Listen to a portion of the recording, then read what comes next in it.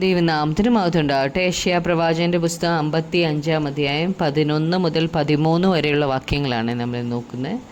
11-ാമത്തെ വാക്യത്തിൽ എൻ്റെ വായിൽ നിന്ന് പുറപ്പെടുന്ന എൻ്റെ വചനമായിരിക്കും, അത് വെറുതെ എൻ്റെ അടുക്കലേക്ക് മടങ്ങി വരാതെ എനിക്ക് ഇഷ്ടമുള്ളത് നിവർത്തിക്കുകയും ഞാൻ അയച്ച കാര്യം സാധിപ്പിക്കുകയും ചെയ്യും. അപ്പോൾ ദൈവത്തിൻ്റെ വായിൽ നിന്ന് പുറപ്പെടുന്ന ദൈവത്തിൻ്റെ വചനത്തിന് ഒരു നല്ല റിസൾട്ടുണ്ട്.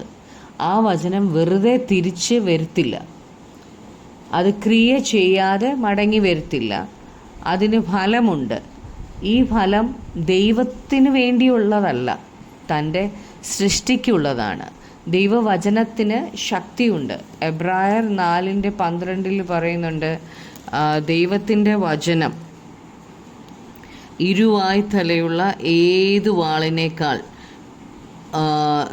മൂർച്ചയേറിയതും പ്രാണനെയും ആത്മാവിനെയും സന്ധിമജ്ജകളെയും വേർവിടുവിക്കും വരെ തുളച്ചു ചെല്ലുന്നതും ഹൃദയത്തിലെ ചിന്തനങ്ങളെയും ഭാവങ്ങളെയും വിവേചിക്കുന്നതും ആകുന്നു. അതുപോലെ യിരെമ്യാ 29:23-29 പറയുന്നുണ്ട്, എൻ്റെ വചനം തീ പോലെയും പാറയെ തകർക്കുന്ന ചുറ്റിക പോലെയും അല്ലയോ എന്ന് പറയുന്നുണ്ട്. അപ്പം ദൈവത്തിൻ്റെ വചനത്തിൻ്റെ ശക്തിയാൽ സകലതും സാധ്യമാണ്.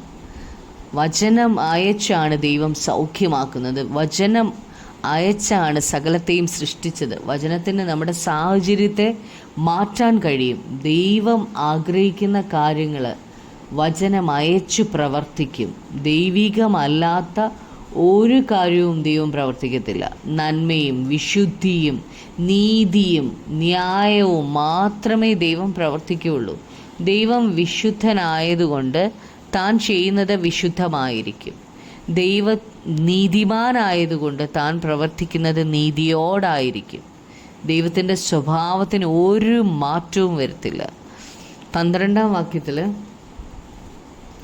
നിങ്ങൾ സന്തോഷത്തോടെ പുറപ്പെടും, സമാധാനത്തോടെ നിങ്ങളെ പറഞ്ഞയക്കും, മലകളും കുന്നുകളും നിങ്ങളുടെ മുമ്പിൽ പൊട്ടിയാർക്കും, ദേശത്തിലെ സകല വൃക്ഷങ്ങളും കൈകൊട്ടും.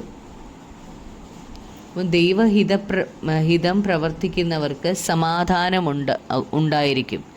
ദൈവഹിതം പ്രവർത്തിക്കാത്തവർക്ക് സമാധാനം ഉണ്ടാകത്തുമില്ല. ദൈവഹിതപ്രകാരം നടന്നാൽ നാം ശുദ്ധീകരിക്കപ്പെടും. അനുസരണത്തിലൂടെയാണ് നമുക്ക് ദൈവത്തിൻ്റെ ഇഷ്ടം ചെയ്യാൻ കഴിയുന്നത്.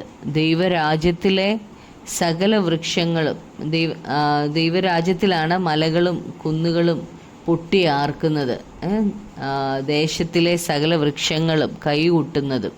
ദൈവരാജ്യം സ്ഥാപിക്കപ്പെട്ട് കഴിയുമ്പോൾ സൃഷ്ടികളായ വൃക്ഷങ്ങൾ കൈകൊട്ടും, മലകളും കുന്നുകളും ആർപ്പിടും. ഇപ്പോൾ സർവ്വസൃഷ്ടിയും ഒരുപോലെ ഞരങ്ങി ഈറ്റുന്നവോടെ ഇരിക്കുകയാണ്. എന്നാൽ ദൈവരാജ്യം സ്ഥാപിച്ചു കഴിയുമ്പോൾ സർവ്വസൃഷ്ടിയും സന്തോഷിക്കും. 13-ാമത്തെ വാക്യത്തിൽ മുള്ളിന് പകരം സരളവൃക്ഷം മുളയ്ക്കും, പറക്കാരയ്ക്ക് പകരം കൊഴുന്ത് മുളയ്ക്കും.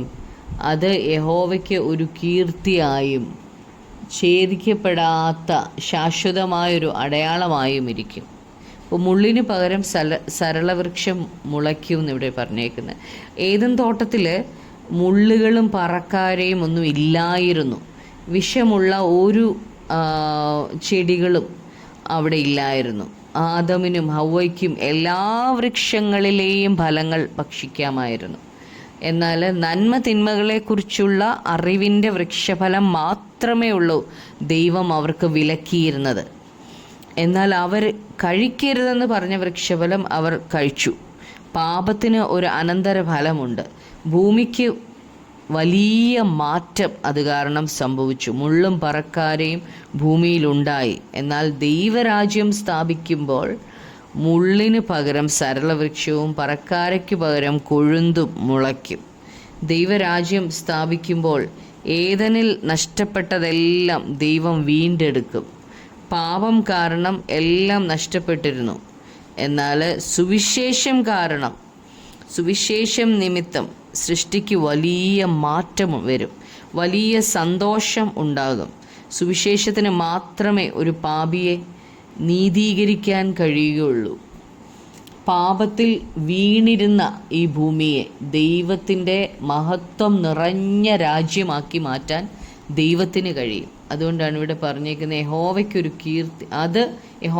കീർത്തിയായും ഛേദിക്കപ്പെടാത്ത ശാശ്വതമായ ഒരു അടയാളമായും ഇരിക്കും എന്ന് നമുക്ക് പ്രാർത്ഥിക്കാം. കർത്താവേ, അങ്ങയുടെ വായിൽ നിന്ന് പുറപ്പെടുന്ന അങ്ങയുടെ വചനമായിരിക്കുമല്ലോ, അത് വെറുതെ അങ്ങയുടെ അടുക്കിലേക്ക് മടങ്ങി വരാതെ അങ്ങയുടെ ഇഷ്ടം നിവർത്തിക്കുകയും ചെയ്യുമല്ലോ, അങ്ങ് അയച്ച കാര്യം സാധിപ്പിക്കുകയും ചെയ്യുമല്ലോ അപ്പാ.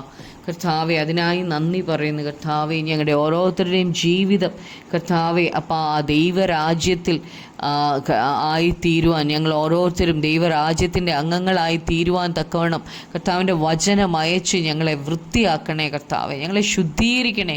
പരിശുദ്ധാത്മാവ് തന്നെ ഞങ്ങളെ നടത്തണമേ, യേശു ക്രിസ്തുവിൻ്റെ നാമത്തിൽ തന്നെ. ആമേൻ.